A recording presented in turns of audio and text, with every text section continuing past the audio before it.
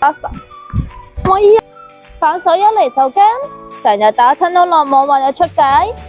大家好啊，我係 Ashley， 今日咧我就會同你哋拆解3個反手最常見嘅問題。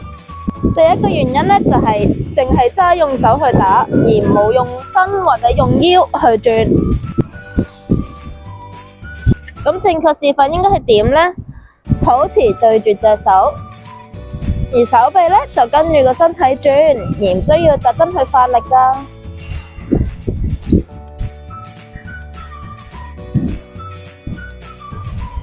第二個原因咧就係因為你哋太遲準備，冇時間轉身。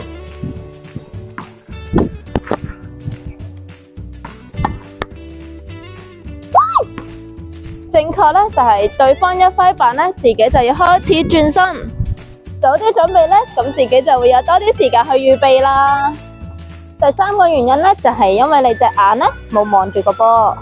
好多人咧打反手嘅時候咧，淨係掛住望對面而冇望個波。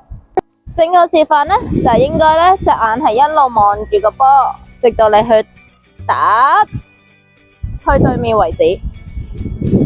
最後一個原因咧，就係因為你隻後腳咧冇踏前，成日收板嘅時候咧，就好似打 golf 咁樣就完啦，就好似咁樣啦，咁樣就完啦。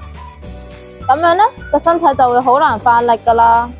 正確示範咧就係我哋隻腳咧要跟住個身去轉，隻左腳咧就應該要踏前，就好似咁樣啦。